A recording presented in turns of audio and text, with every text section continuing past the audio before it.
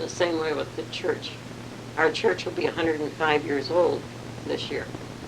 So we're planning a nice meal and get together and special service the week after Easter. Was the church always at that exact location? Mm-hmm. They rebuilt it or just add on to it? It was just built on, but the old structure was used as a parochial school when they built the brick one. And then we've added on to that twice. How did they acquire the property for the church? Was it donated by That property, there were, let's say it this way, we'll give you the history from way back, 1889. There were about 6 young students in Germany who became pastors. We were fortunate to have 3 or 4 of them who felt so wanting to come to Michigan, to the little country church. And the first one that came was Henry Wickey. And then his wife came over here, and they were married in, I think it said Greenfield. It probably was Detroit or Dearborn. She had enough dowry that she purchased that 10 acres. And they gave 1 acre for the church where it stood. But then the church members purchased the entire 10 acres. So we still own that 10 acres there with the church. Then after Wickey, we had Henry Rain.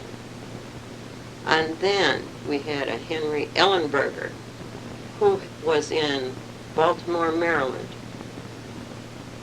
And he inquired, well, probably through the church, and he came to Michigan. But he, to me, was the one who really made the life of the church. But there was an old parsonage on there, and that burned down in the 30s. And when this Pastor Ellenberger wanted to come to Flat Rock to serve as pastor, a new parsonage was built. He lived at our residence and stayed there while the house was being built. And then his wife came from Baltimore, and they lived here for 4 years. And then, you keep getting pastors.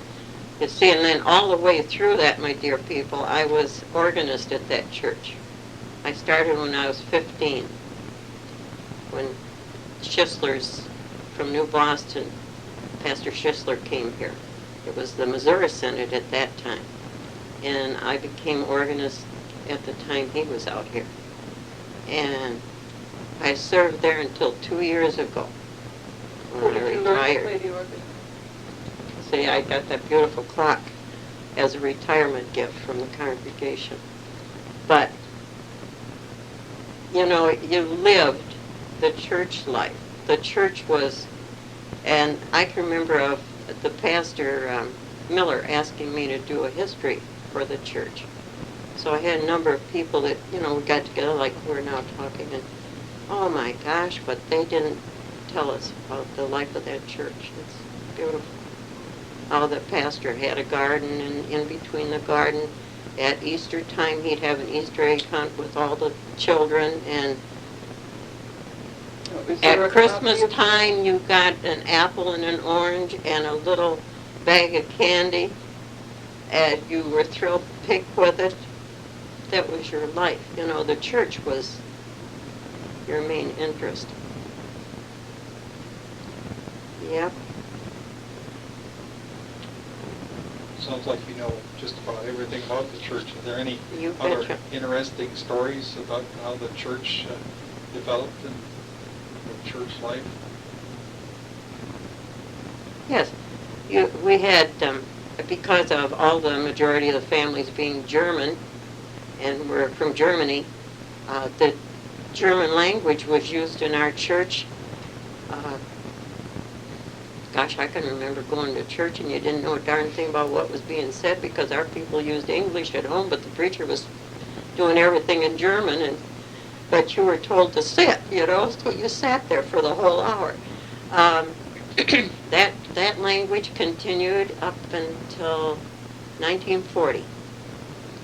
But when Pastor Ellenberger came, he felt that English should be, and so every other time, one week you'd have German, the next week you'd have English. But then when the next pastor came, he was a younger person, and then it all became English.